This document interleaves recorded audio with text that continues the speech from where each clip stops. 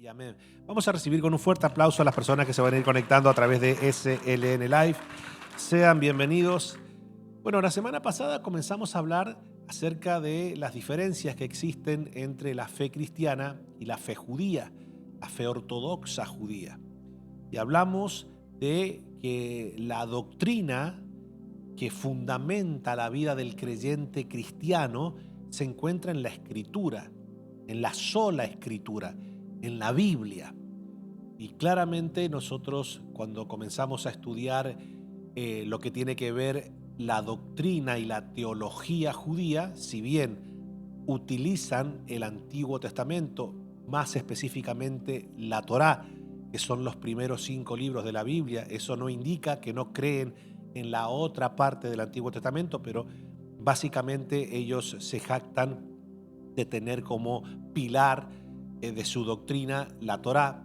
Ellos van construyendo una teología en otros libros extra Antiguo Testamentario o extra Torá, como se conoce hoy como el Talmud. La semana pasada le expliqué cómo se formó el Talmud y no me voy a detener ahora a otra vez repasarle de qué manera pues, se desarrolló el Talmud. Ya hablamos de cómo, por ejemplo, qué significa la palabra Talmud y todo, pero como el Talmud terminó, por ejemplo, de escribirse, que es un compendio de varios libros, entre el siglo IV y el siglo V después de Cristo, bueno, la ciencia ha ido avanzando, la vida ha ido avanzando y se han pues claramente incorporado nuevos hábitos sociales, culturales, que hace que muchas veces todo lo que estaba plasmado en el Talmud como sistema educativo espiritual del pueblo o de la fe judía ortodoxa, pues con el pasar del tiempo ellos también han ido desarrollando, aparte del Talmud, otros libros que se conocen como la tradición judía, que han ido avanzando y después del siglo V, ¿verdad? Después de Cristo, y dentro de esos grandes pensadores que ellos tienen como referentes teológicos se encuentra un personaje que hoy día lo vamos a tocar en algunas oportunidades, llamado Maimónides, que para un judío ortodoxo está a la altura, para que ustedes entiendan a qué nivel lo tienen ellos catalogado, que según ellos está en gran medida muy similar a Moisés. Estamos hablando de un personaje que vivió entre finales del siglo XII y principios del siglo XIII, ¿okay? Después de Cristo, es decir, entre 1100 y pico nació y murió en el 1200 y piquito. Así que vamos a abarcar esto y la semana pasada hablamos de algo sumamente relevante con la fe cristiana. Es decir, si usted y yo no entendemos que Jesús es Dios, que es divino, que es eterno, entonces nosotros claramente no vamos a poder ver la manifestación divina de Cristo en nuestra vida, porque donde Cristo no es reconocido como Dios, no puede fluir como Dios. Por eso que, a pesar de que, por ejemplo, en las religiones monoteístas, es decir, las que creen en un solo Dios, tanto como los musulmanes o los judíos o nosotros los cristianos, que somos se podría decir las 3 denominaciones que creemos en un solo Dios, pues si nosotros nos ponemos a estudiar cada una de las denominaciones míreme los dedos, que se desprenden al parecer del cristianismo, entre ellos los testigos de Jehová, los adventistas, los mormones, los mesiánicos, religiosamente hablando, bueno, en fin, una cantidad de denominaciones que al parecer se desprenden del cristianismo, a pesar de que dicen que son cristianas, no creen en la divinidad de Cristo. Después lo vamos a abarcar porque dijimos que nos vamos a tomar un tiempo larguísimo para ir nosotros fundamentando nuestra fe en la palabra y ver cómo, a pesar de que hay religiones que se profesan ser cristianas, no son cristianas, porque a pesar de que tengan el título en su pared denominacional de Iglesia de los Santos de los Últimos Días o Iglesia de Jesucristo, si vos no crees que Jesucristo es Dios, entonces la manifestación gloriosa del Padre y del Hijo y el Espíritu Santo te lleva a que tú puedas reconocer a Cristo divino, eterno y que es Dios. Por eso que es tan importante. Por eso lo vimos la semana pasada. Ahora, hay un problema muy serio entre el judaísmo y el cristianismo. Y lo vamos a abarcar hoy, que es la segunda clase en relación al mesianismo de Cristo. Ya no acerca de la divinidad, sino en relación al Mesías. Por ejemplo, como los judíos no creyeron que Jesús era el Mesías, ellos todavía lo están esperando. Mientras nosotros creemos creemos que Jesús fue el Mesías y que ese Mesías va a regresar por segunda vez. Entonces nosotros estamos esperando la segunda venida de Cristo, mientras que los judíos ortodoxos todavía siguen esperando al primer Mesías. Pero la pregunta es, bueno, vamos a ver qué dice la Biblia, qué enseña la Escritura, si realmente Jesús fue el Mesías.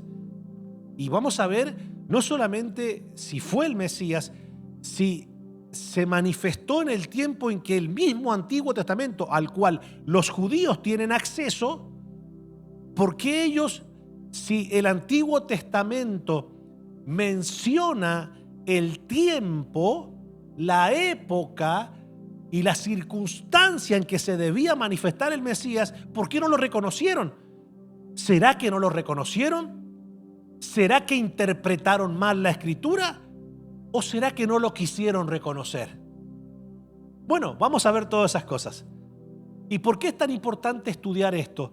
Porque hoy día hay una infección, hay una pandemia de cristianos que se están cruzando al judaísmo pensando de que de esa manera están más arraigados a la fe de Dios.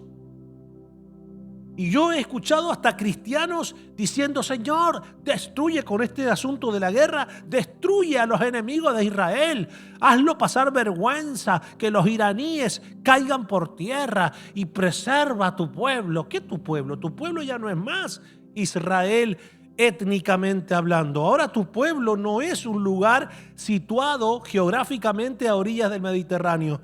Ahora el pueblo de Dios es el cuerpo de Cristo conformado por toda lengua, tribu, nación, gentil y judío que se haya convertido a Jesucristo, el Mesías Salvador.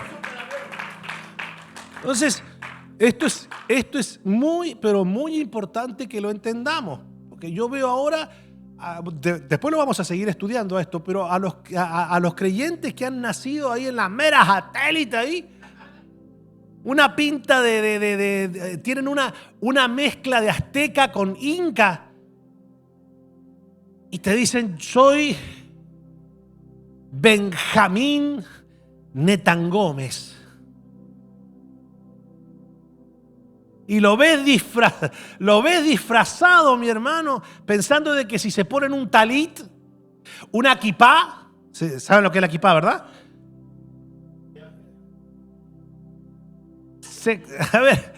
Se piensan que porque se ponen un talit, una kipá, se ponen un candelabro y la estrella de David en el pecho, piensan que sus oraciones van a ser oídas. Sus oraciones no son oídas porque uno se disfrace de judío ortodoxo. Las oraciones van a ser escuchadas porque uno dobla sus rodillas ante el Rey de Gloria por medio del nombre que es sobre todo nombre, el nombre de Jesús de Nazaret.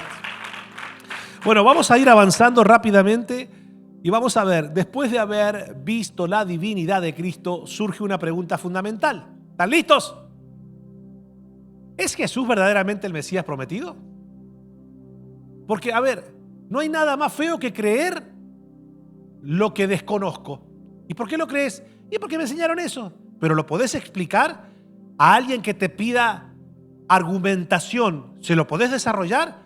Ah, no sé. ¿Y por qué crees que Jesucristo es el Mesías? No sé, por fe. No. La fe es saber por qué crees. ¿Me siguen hasta acá, verdad? Si viene un judío y te pregunta, a ver, el judío te puede argumentar por qué no cree. Erróneamente, pero te lo argumenta.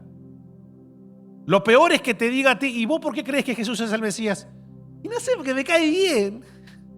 El de arriba me cae bien. Si fuera argentino diría: porque el barba me cae bien. ¿Viste que le ponen esos nombres en otro lugar? El flaco le dicen en otro lugar. Sí, así le dicen. ¿Por qué crees que Jesucristo es el Mesías? No sé, porque el pastor lo dijo. No, que el pastor te puede decir cualquier cosa. Por eso que yo quiero, a mí me gustan los creyentes, no que digan amén a todo lo que yo digo. A mí me gustan los creyentes que dicen amén a lo que la palabra de Dios dice. Entonces, esto es importante. ¿Por qué? Porque hoy día la gente carece de fundamento de lo que cree. Entonces vamos a ver rápidamente. Porque no basta con afirmar que es Dios en cuanto a la divinidad, ¿verdad? Ya lo vimos y lo fundamentamos por la palabra. La Escritura también presenta al Mesías con señales específicas, tiempos definidos y características claras. Un judío que no lo quiera ver, claro.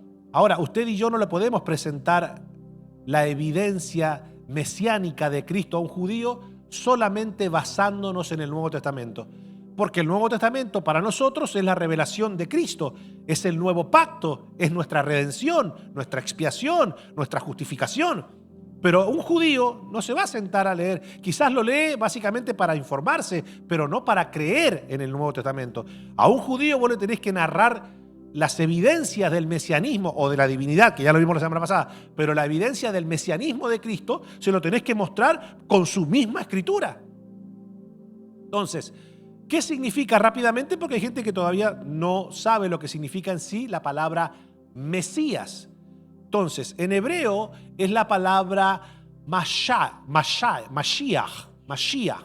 ¿verdad? No sé pronunciar, solamente con el inglés ando bien. Pero Mashiach, ¿qué significa? ¿Qué significa? Ungido. Ungido. ¿Qué significa? Ungido. Ahora, escuchen esto que es interesante. En el Antiguo Testamento habían ungidos, ¿verdad? ¿A quiénes se ungían? A los reyes, a los sacerdotes y a los profetas. Pero una cosa era ungir a esos personajes de autoridad dentro del pueblo de Israel y otra cosa es ser el ungido. Por eso que hoy cuando escucho a estos apóstoles modernos decir, aquí está el ungido de Jehová. Si me agarra de buen humor me largo a reír, pero si me agarra con bronca me da ganas de tirar una silla por la cabeza. Porque hay un solo ungido en la historia de la humanidad, que es Cristo. Después los demás somos ungidos, o sea, a ver, somos ungidos por el Espíritu Santo, pero el Espíritu Santo unge el cuerpo, conformado por todo. ¿Viste? La gente piensa que tiene más, o sea, que está más ungido el pastor que el creyente. No, todos estamos ungidos en Cristo. ¿Me detengo? ¿Se lo explico un poquito o no? ¿Han escuchado el término ese? Dios me está mostrando que hay una doble porción para ti. Una doble porción. Yo no sé si me están ofreciendo pizza o qué, pero ya el Espíritu Santo, ya Dios no lo da por porción. Lo da sin medida, dice la Escritura en el Nuevo Testamento. Y aparte, ¿cómo te das cuenta que tenés doble porción o tenés una sola porción? ¿Cómo lo medí?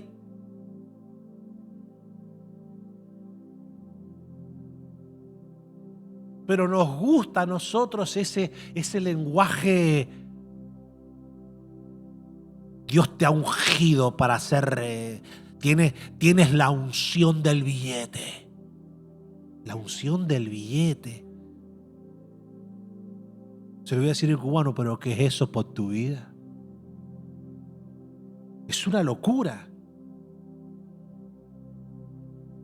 Y yo quiero pensar que usted no está escuchando a esos aparatitos. Pero pastores, que si no, ¿a quién escucho? Escuche al Espíritu Santo, escuche la palabra y escuche a su pastor.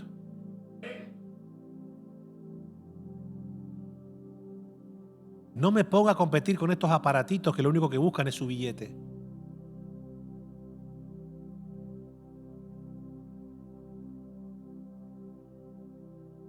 Entonces, es la palabra hebrea Mesaya, Mashiach, ¿verdad?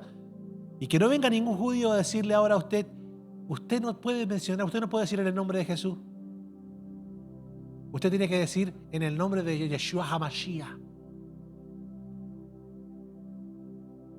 No venga con esas tonteras, ¿ok? Pero el Mesías prometido sería el ungido único y definitivo, enviado por Dios para redimir, gobernar y resucitar. En griego no es la palabra Masaya, así como usted sabe, Mashiach.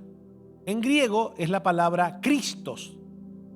Por eso que como el Nuevo Testamento se escribió en griego, ya no aparece como Mashiach en hebreo, sino que aparece como Cristo, Jesucristo.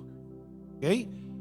A tal punto que en algún momento Pablo tiene una revelación tan profunda que mientras se desarrollaba la vida del cristianismo, se decía, bueno, en el nombre de Jesucristo. Y entonces Pablo llega un momento en donde él comienza a invertir y a decir, no, Cristo Jesús. Porque el Cristo no es la continuación de Jesús. Jesús es la parte humana, es la parte donde Jesús se hace hombre, pero Cristo es eterno, es el Mesías. Entonces, por eso que Pablo dice, Cristo Jesús. Está bueno. Entonces, escuchen esto que es interesante.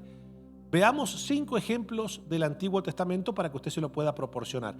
Cuando un judío le diga, bueno, pero ¿cómo sabes de que Jesucristo es el Mesías? Bueno, tienes que saber, amado israelita, israelí, judío, que en tu Torá, en el libro de Génesis capítulo 49, se menciona que cuando la vara, es decir, la autoridad de Judá, estuviera en las manos de un no judío, ahí se manifestaría el Silo. ¿Qué es lo que era el Silo? Era el Mesías. Durante toda la historia de Judá, de la tribu de Judá, durante toda la historia de Judá, siempre estuvo reinando un judío. Hay un solo momento en la historia de Judá donde la corona, donde la autoridad no está, o el cetro de autoridad no está en las manos de un judío. ¿Cuándo fue? Herodes el Grande. A pesar de que se había convertido al judaísmo, él no era judío, sino que era idumeo. Entonces, vamos a ver rápidamente, Génesis 49:10 dice, no será quitado el cetro de Judá, ni el legislador de entre sus pies, hasta que venga el Mesías, Silo, y a él se congregarán los pueblos. Es exacto. Cuando tú le digas a un judío eso, te va a decir, bueno, no le va a quedar otra que reconocer, no solamente por la escritura, sino en términos históricos, que claramente Herodes no era judío y que la única vez en que el cetro de Judá se encuentra en las manos de un no judío nacido étnicamente hablando fue en la época de Herodes, y que justo que fue en la época en donde nace Jesús.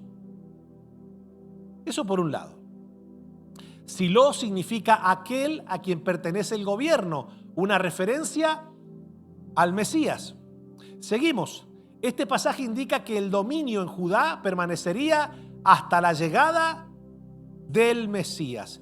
En tiempos de Jesús el gobierno estaba en manos de Herodes el Grande, idumeo, no de la tribu de Judá. Vamos a ver otra escritura que claramente también deja saber el tiempo en que se debía manifestar el Mesías. Por eso que Jesús, se recuerda en Mateo 24, cuando le narra acerca del Mesías, pues él mismo le está diciendo, hey, el que lea a Daniel, entienda, porque claramente se debía manifestar. Dice Daniel 9, 25 y 26, sabe pues y entiende que desde la salida de la orden para restaurar y edificar a Jerusalén hasta que el Mesías príncipe habrá 7 semanas y 62 semanas, ¿verdad? Y 62 semanas se volverá a edificar la plaza y el muro en tiempos angustiosos. Y después de las 62 semanas, ¿cuál es la que le sigue? La que le sigue, la semana 70. A ver, 7 más 62. Me hacen enojar. Habrá 7 semanas Y 62, 7 más 62, 69. Se volverá a edificar la plaza. Y después de las 62 semanas se quitará, es decir, en la semana 70 se quitará la vida al Mesías, mas no por sí. Y el pueblo de un príncipe que ha de venir, claramente, como todavía no se había manifestado un nuevo imperio, como era el Imperio Romano, que ha de venir, destruirá la ciudad y el santuario, y su fin será con inundación, y hasta el fin de la guerra durarán las devastaciones. El Mesías debía manifestarse antes de la destrucción de todo el templo y el sistema judío. O sea que un judío tiene que, pero por historia, pero es que tiene que darse cuenta. Ok, desde la salida de la orden. ¿Qué orden, pastor? Recuerda que Daniel estaba cautivo en Babilonia. Entonces, ¿cuántos años son 70 semanas en la simbología hebraica? El Mesías debía manifestarse y morir antes de la destrucción del templo. 70 semanas no están compuestas las semanas por 7 días, como nuestro calendario gregoriano, sino que están compuestas por 7 años cada semana. Entonces, cada semana compuesta por 7 años, entonces son 7 por 70, 490 años. Desde la salida de la orden ¿de qué? De la restauración de Jerusalén. Babilonia había destruido el pueblo, había destruido el templo, había destruido los muros. Entonces, ¿qué hace? Bueno, en Esdras, capítulo 7, usted después lo puede ver, esa orden que le da el rey Altaljerjes, se lo da para ir para reconstruir a Nehemías, reconstruir el templo, reconstruir los muros, reconstruir la ciudad. Lo hace en el año 457 antes de Cristo. ¿Qué año fue? Estos no son números que se me ocurren a mí. Todo esto es historia y todo totalmente registrado, ¿ok? No solamente por la escritura, sino también aún por la cultura persa y por la cultura judía, ¿ok? 457 antes de Cristo. Si usted suma, dijimos que cada semana está compuesta por 7 años, 69 semanas, 69 por 7 son 483 años, ¿ok? 483 años. Entonces, y en la última semana, a la mitad de la semana, le darían muerte al Mesías. Y después que le dieran muerte al Mesías, un nuevo imperio vendría y destruiría la ciudad. Ok, si usted saca la cuenta, 457 desde que sale la orden, usted eso lo puede ver en Esdras capítulo 7, suma las 69 semanas, le va a dar como número año 26 después de Cristo, es decir, de nuestra era. ¿Y a qué edad muere Cristo? Ok, pero entonces debía manifestarse en qué año el Mesías, ya no como nacimiento, sino como pregonero de la salvación, en el año 26. ¿Qué pasó en el año 26 según el libro de Lucas capítulo 3?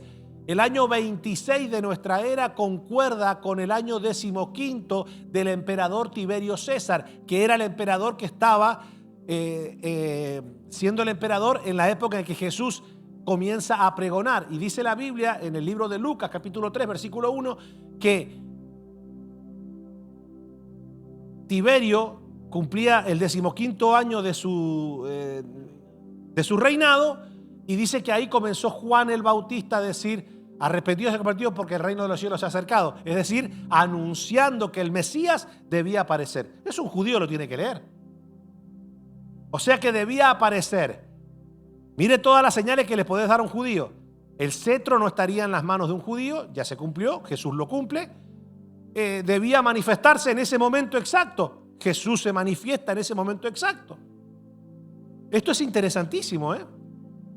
¿Qué más dice el Salmo? Tercera evidencia del Antiguo Testamento. Jehová dijo a mi Señor: siéntate a mi diestra hasta que ponga a tus enemigos por estrado de tus pies.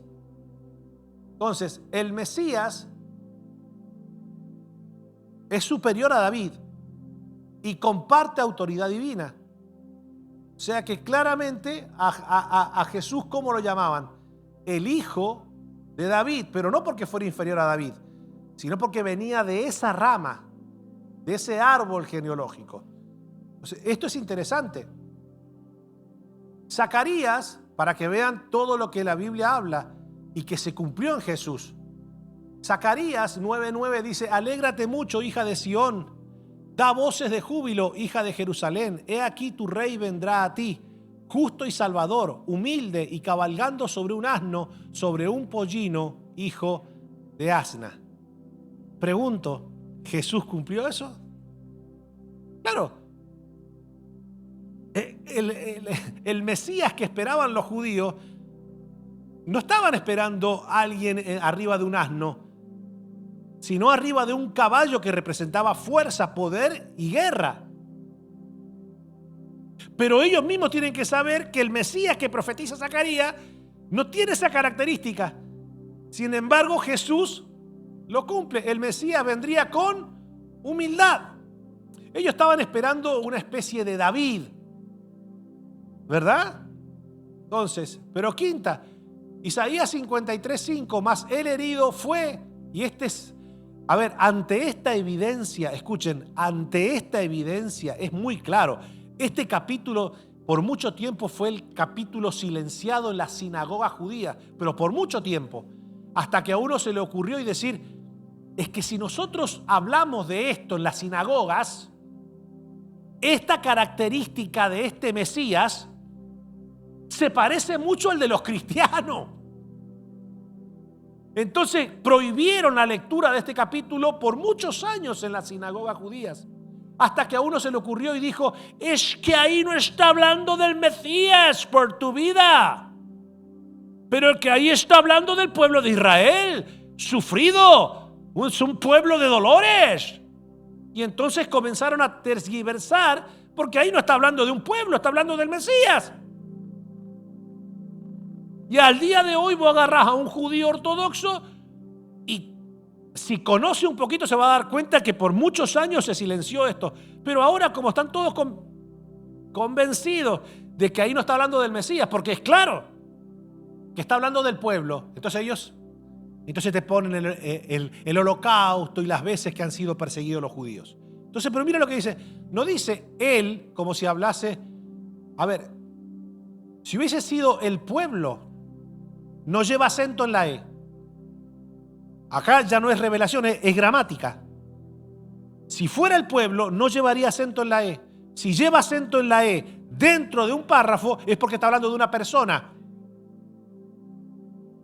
Ya conmigo, por eso me gusta venir acá, porque aprendo esta gramática. Mas él herido fue por nuestras rebeliones, molido por nuestros pecados. El castigo de nuestra paz fue sobre él, y por su llaga fuimos. ¿De cuándo la llaga del pueblo de Israel me va a sanar a mí? El Mesías sufriría por el pecado del pueblo. O sea, vos le mostrás esto a un judío y si no lo quiere ver. Entonces, pero ahora vamos a ver 5 ejemplos del Nuevo Testamento a ver si esas profecías se cumplieron en Cristo. ¿Ok? Y si Cristo es el Mesías. Y dice Mateo 1:16, y Jacob engendró a José, marido de María, de la cual nació Jesús, llamado, ahora está, el Cristo. Entonces Jesús no solamente es divino, Jesús no solamente es Dios, Jesús es el Cristo. Lo dice el Nuevo Testamento. Jesús no es presentado como una opción más, sino identificado directamente como el Mesías profetizado. Y escuchen esto, Lucas capítulo 2 versículos 10 y 11 dice, pero el ángel les dijo, no temáis, porque he aquí os doy nueva de gran gozo, que será para todo el pueblo, que os ha nacido hoy en la ciudad de David un Salvador. Pero aclara que es Cristo el Señor. Jesús es Cristo, el Mesías. El nacimiento de Jesús no es un evento común, sino la manifestación del Mesías esperado por Israel. Escuchen lo que dice Juan 4, 25 y 26. Le dijo la mujer, escuchen esto que es interesante. ¿Se recuerdan la mujer samaritana? ¿Ok? ¿Cuántos maridos había tenido? 5. Y el que tenía no era de ella. No. Yo no sé si era de Samaria. Me parece que era más tirando para acá, para las Américas, me parece. Escucha, le dijo la mujer, sé que ha de venir el Mesías, llamado el Cristo. Ahí se unen los dos, el hebreo con el griego. Cuando Él venga, nos declarará todas las cosas. Jesús le dijo, I am el que habla contigo. Ahora, mire lo rica que es la Escritura, que estos pasajes, ¿verdad? Que lo ha leído muchas veces, pero ahora uno le encuentra mucho más. Exacto. Jesús no deja lugar a dudas. Él mismo afirma ser el Mesías, porque si viste que hay alguno que te dice, Jesús nunca dijo que era Dios. Ya lo vimos, que lo dijo varias veces que era Dios. Pero si alguno te dice, Jesús nunca dijo que era el Mesías, ya usted tiene herramienta para poder presentarle. Mateo 21, 4 y 5 dice, todo esto aconteció para que se cumpliese lo dicho por el profeta cuando dijo, decid a la hija de Sión, he aquí, el rey viene a ti. ¿Se recuerda lo que vimos en Zacarías? Manso y sentado sobre una asna, sobre un pollino, hijo de animal de carga. Entonces el Mesías es Cristo. Los judíos tienen Zacarías y nosotros le decimos, mira, esto se cumplió en Cristo. Jesús cumple de manera exacta la profecía mesiánica del Antiguo Testamento. Hechos 2:36 dice, sepa pues ciertísimamente toda la casa de Israel, escuchen judíos, sepa toda la casa de Israel que a este Jesús, a quien vosotros crucificasteis, Dios le ha hecho Señor y Cristo.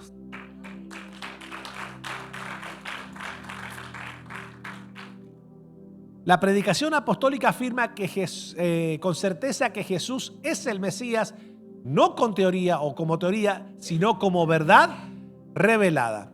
Pero ahora vamos a ir rápidamente a ver qué dice la tradición rabínica sobre Jesús. Porque el Talmud se expresa acerca de la divinidad de Cristo en algunas oportunidades. Pero se recuerdan que la construcción doctrinal y teológica del judaísmo ortodoxo está no solamente en el Talmud, sino también en la tradición rabínica, que se componen de otros libros que vienen después de la conformación del Talmud. ¿Me siguen? Y que se sigue desarrollando. Hoy siguen escribiendo rabinos muy conocidos porque claramente van surgiendo nuevas cosas y los nuevos judíos que van surgiendo en estas generaciones se van preguntando si pueden hacer este tipo de actividades o no. Yo les comenté la semana pasada que la otra vuelta estuve en Val Harbor, allí entre, no sé, está por la 90 y pico y la Collin. Estaba haciendo un trámite y cuando voy a subir al ascensor, era día sábado, el judío agarra y se monta. Yo le estaba parado, estaba el ascensor solo, porque no sube. Y esperó que yo me subiera y se subió atrás mío. Y yo lo miraba y me miraba así. Yo agarré y dije, te me quiere pegar un cabezazo, no sé, pero déjame yo mantener la distancia. Entonces agarra y me mira y me dice, can you push? Como yo hablo inglés. Claro, ¿por qué? Porque los judíos no pueden al parecer tocar nada eléctrico. Porque es Shabbat. Entonces yo como iba al piso 7 me dice, ¿me puedes presionar el 5? Y le digo, me querés meter el pecado a mí. Y yo por dentro pensé y dije, qué rico que es ser cristiano, mi hermano. Y aquí estoy, vivito y sin pecado. ¿Sí o no? Pero él no. Bueno, van surgiendo cosas y entonces los rabinos se ponen a inventar.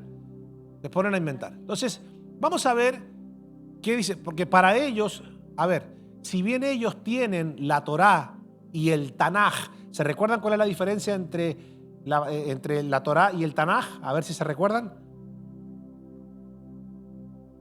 Bueno, a ver, vamos rápido. Torá, en griego Pentateuco, los primeros 5 libros de la Biblia. Tanaj, todos los libros que componen el Antiguo Testamento. ¿Ok? Mishnah, la Torá oral, que según ellos dicen que Dios se la dijo a Moisés en el Sinaí, que Dios le dio 2 Torá, la escrita y la oral. No hay registro histórico, ni arqueológico, ni nada que deje entrever eso. De hecho, Jesús atacó la Mishnah, que eran parte de, ustedes han tomado como mandamiento de Dios, mandamientos de hombres. ¿Se recuerdan? Había incorporaciones que le habían puesto a la Torá original. Después, diga conmigo, Torá, Tanaj, Mishnah, Gemara, Talmud y tradición rabínica. ¿Ok? Ahora, aunque ellos tienen la Torá como su principal libro de inspiración y el Tanaj también, ya no tanto como la Torá, pero sí como un libro que pertenece a toda la historia y los mandamientos de Dios, escuchen esto que es interesante. En realidad ellos manejan su conducta basada en el Talmud y en la tradición rabínica. Es como el católico. ¿El católico tiene la Biblia? Sí, pero se maneja bajo los dogmas de la tradición de la iglesia. Y los dogmas de la iglesia católica, ninguno es bíblico. ¿Verdad? Mira cómo miran los católicos. Mira, alguno dijo por allá atrás, Ave María Purísima. Exacto, el padre Toro. Un día me voy a discutir un rato con el padre. Cuando esté aburrido voy a discutir con el padre. Ok, rápido. Vamos a ver qué dice. Y le dije que le iba a hablar de este hombre que es muy respetado dentro de lo que es la teología y la doctrina judía, como lo fue y lo es Maimónides. Entonces, ¿qué significa la tradición rabínica? Es el Talmud más la literatura posterior. Maimónides, ¿verdad? Escribe en el Mishneh Torah, ¿verdad? En el Iliot Melachim, voy a terminar hablando hebreo acá, 11:4 dice, escuche lo que dice él, Jesús el Nazareno, que imaginó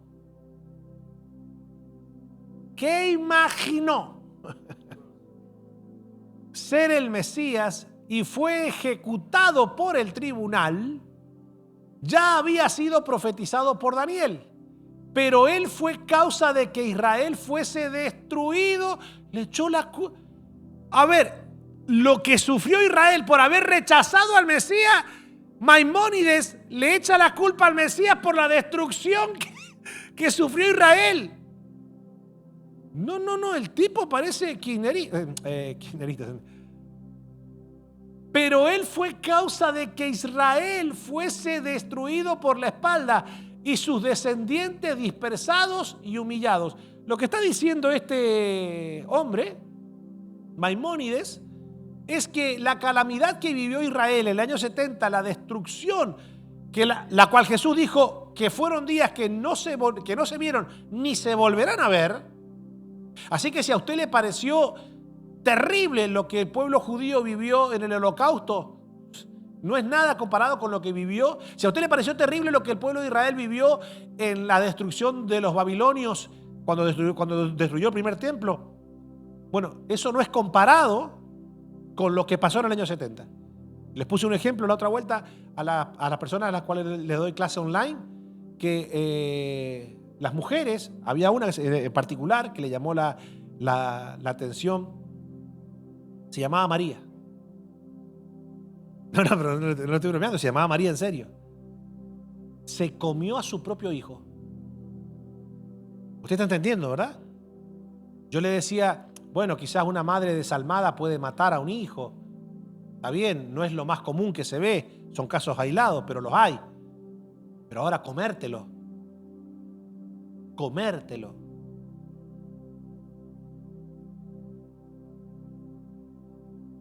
Bueno, según este muchacho, dice que Jesús se imaginó ser el Mesías. Está equivocado. Escuche esto que es interesante. Ahí hay una declaración directa. Jesús es considerado para él, pero créame que para el judío que estudia la Torá, este comentario que hace este hombre que está puesto casi a la misma altura de Moisés, yo creo que tiene más valor lo que él dice que lo que el mismo Moisés dice. Es interesante, ¿eh? Maimónides también en el Mishneh Torah, en la continuación dice, ¿puede haber mayor tropiezo que este? Hace una pregunta. Todos los profetas hablaron del Mesías como redentor de Israel, pero este, y mira cuando alguien te dice este es porque, exacto, es como por ejemplo cuando tu mujer, cuando tu esposa está contenta contigo te dice mi amor, honey, babe, pero cuando está enojada dice, ¿y este? Gloria. Ya, cuando tu mujer te dice, ¿y este? Ya sabe. Exacto. Si está de buen humor y está bien contigo, dice, mi amor, que vos no me comprendés. Pero si está de mal humor, y este no se da cuenta de nada. Ya, olvídate. A mí si mi esposa un día me llega a decir yo le voy a decir este o este, norte y sur.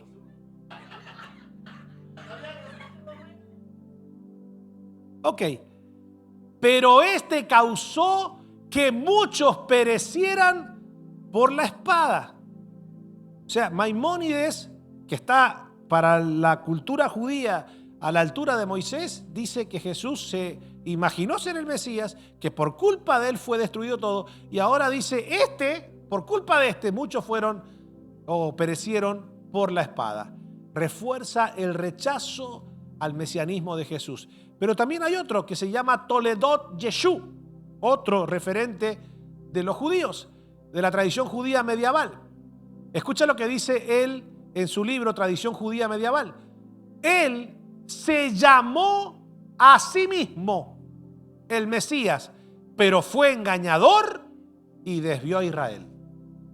Yo le voy a decir algo, concordamos en que el Corán es un libro totalmente no inspirado por Dios y que manda a hacer cosas terribles, pero en consideración a Cristo tiene mejor opinión el Corán que los libros de los judíos. Porque vimos la semana pasada que el Talmud dice que Dios lo castigó a Jesús enviándolo a un lugar, a un infierno que arde en excrementos en ebullición. Por lo menos el Corán dice, bueno, Jesús fue el anteúltimo profeta y Mahoma el profeta. Pero no se atrevería nunca a decir que Jesús que yace en un lugar lleno de estiércol. Ni tampoco dice que fue un engañador. Dice que fue un profeta.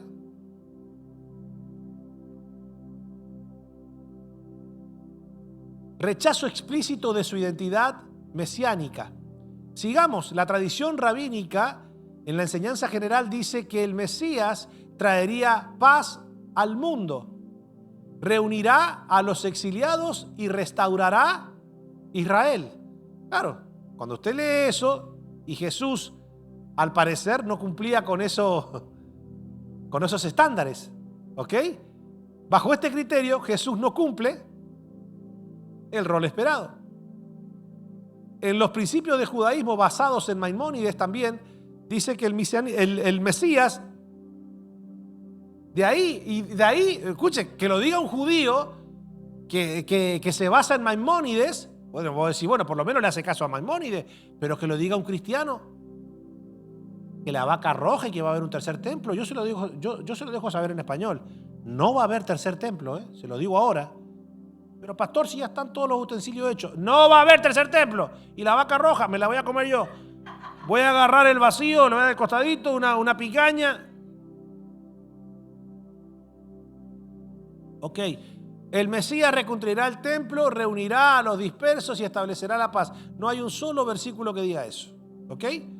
Entonces, expectativa que no reconocen cumplida en Jesús. De hecho, si, Jesús aparece con el templo construido. Lejos de reconstruir, lo que pasa es que después de su resurrección lo destruyen. Así que, ¿por qué el judaísmo entonces rechaza a Jesús? Si ya vimos que el tiempo en que debía manifestarse, no solamente el tiempo, la época, la profecía del cetro de Judá, vemos todo y como Isaías 53 muestra la imagen perfecta del Mesías, que no era un Mesías que iba a venir a conquistar y a sacar a los ocupantes de Israel, sino que era un Mesías sufriente, era un Mesías que iba a pagar el precio por el pecado, era un Mesías que iba a entrar con humildad en un pollino. Jesús lo cumple a todo. Entonces, si están las evidencias concretas, ¿por qué entonces el judaísmo rechaza a Jesús?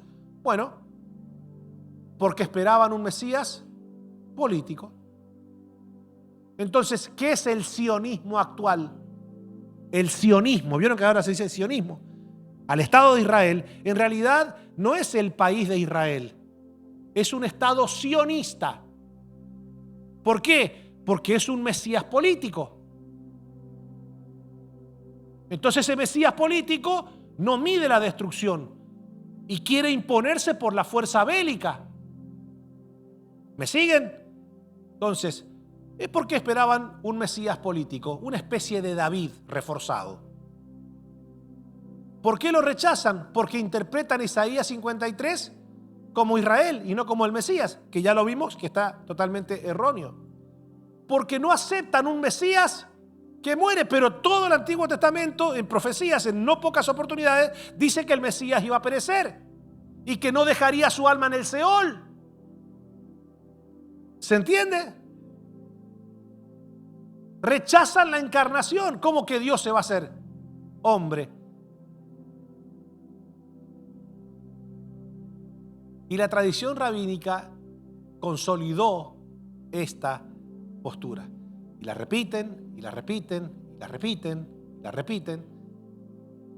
Y por eso que hoy hay tantos judíos que lamentablemente rechazan a Jesús. En síntesis, ¿qué podemos ver? ¿La Biblia anuncia un Mesías? Claro. Jesús cumple esas profecías. Y escuchen esto, prepárense, porque la semana que viene voy a comenzar a ver, ahora tocamos algunas nada más como para poder entrar en el mensaje, pero la semana que viene vamos a abarcar la cantidad de profecías. Usted va a tener herramientas gloriosas para presentarle a un judío. ¿Ok? Es decir, la Escritura abarca aproximadamente unas 300 profecías que se debían cumplir en el Mesías. Todas, sin faltar una, se cumplieron en Jesús. Hay profecías que vos decís, bueno, él se la autoadjudicó. Bueno, él habrá leído que el Mesías tenía que entrar en un pollino, así que agarró un pollino y dijo, bueno, déjame para que vean que soy yo. Eso se llama utilizar una profecía y tratar de posicionarse en ese papel, ¿se entiende? Pero hay profecías que se cumplieron en él que él no tenía cómo posicionarse. Él no podía agarrar y decir, me voy a engendrar solo acá adentro y voy a nacer en Belén. De hecho, ni siquiera María vivía en Belén. Y Dios tiene que hacer todo un escenario, poner en el corazón para que hagan un censo, y entonces José, el padrastro, era de esa región. O sea que aún José también tuvo que ser escogido por Dios, porque si José no era de ahí, María no tenía nada que hacer ahí. Entonces el Mesías no podía nacer en Belén. Y si no nacía en Belén, entonces Jesús no era el Mesías. Esto va a estar bueno la semana que viene. Entonces, la Biblia anuncia un Mesías claro, Jesús cumple esas profecías, el judaísmo lo rechaza. El problema no es la falta de evidencia, sino la interpretación de la evidencia o la negación voluntaria de la misma. Es como aquel que dice, soy ateo. ¿Sos ateo por convicción y por evidencia de que Dios no existe? o sos ateo no por evidencia de que Dios no existe, sino porque no querés que Dios exista. ¿Vieron lo que le acabo de decir, verdad? Una cosa es ser ateo porque yo tengo la evidencia. Como el ateo no tiene la evidencia de la inexistencia de Dios, en realidad lo que el ateo quiere decir es, aunque yo no tengo la evidencia de su inexistencia, yo realmente lo que quiero es que Dios no exista. Porque si Dios existe, entonces no me queda otra que rendirme ante Él. Por eso cuando alguien te diga, si Dios no se me muestra, yo no voy a creer en Él. ¿Y para qué cree que se te muestre? A ver, supongamos, Dios se te muestra. ¿Y qué va a hacer después? No te queda otra que vivir bajo su voluntad. Aparte le tengo noticias, ya Dios se manifestó hace 2000 años. Lo tocaron, lo palparon, lo vieron caminar durante 33 años. Ni los familiares creían en Él. ¿Usted está entendiendo? Ni los familiares, que esa es otra profecía que se debía cumplir, ni los familiares creyeron en Él. La mamá creía porque tuvo esa experiencia, obvio, pero los hermanos no.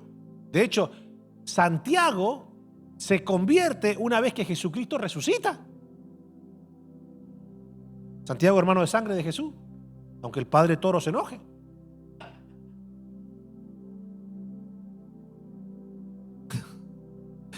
¿Para qué dije el nombre? Ahora estás hablando con el padre Toro y dentro de 2 semanas, pastor, no voy más a la iglesia, me convertí al padre Toro.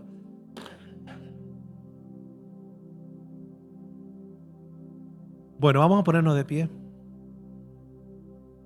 ¿Cuántos fuimos bendecidos con esta palabra? Entonces diga conmigo, Jesús cumple lo que Dios prometió, pero no lo que muchos esperaban. Fuerte, a ver. Jesús cumple lo que Dios prometió, pero no lo que muchos esperaban. A lo suyo vino y los suyos no le recibieron. Vamos a orar, Señor. Es que cuando escudriñamos tu escritura, Señor, nuestra fe crece, nuestra gratitud se expande, nuestro gozo, Señor, se fortalece, nuestra paz se incrementa cada vez más. Señor, gracias por lo que nos estás enseñando. Gracias por permitirnos durante todos estos miércoles ir escudriñando tu escritura. Señor, convoca a todo el pueblo, Padre. Atrae a toda la iglesia con cuerdas de amor a estos servicios de oración y de aprendizaje bíblico. Para que toda la iglesia sea edificada, Señor, por el querer como el hacer por tu buena voluntad. Atrae a tu pueblo con cuerdas de amor, Señor. En el nombre de Jesús, que todos amemos los momentos de oración donde nos reunimos en el templo como subían los hermanos del primer siglo, Señor, a la hora de la oración, al templo llamado La Hermosa, y oraban y buscaban tu rostro. Señor, que esa pasión por conocerte, por orar, por llevar una vida consagrada a ti, fluya en nuestras vidas, en nuestros hijos. Señor, líbranos de la apatía espiritual, líbranos de las distracciones, líbranos de la religiosidad estéril y ayúdanos a ser creyentes llenos del Espíritu Santo, llenos de sabiduría de lo alto, llenos de temor de Dios en nuestros corazones. En el nombre de Cristo, Señor, gracias, y permite que sigamos adentrándonos cada día más en tu preciosa escritura. Gracias por instruirnos, gracias por enseñarnos. Gracias, Señor. Estamos muy felices, muy contentos de crecer en el conocimiento de Cristo nuestro Señor. Nosotros creemos con todo nuestro corazón que Jesús es Dios y que Jesús es el Mesías que tú profetizaste y que se manifestó hace más de 2000 años.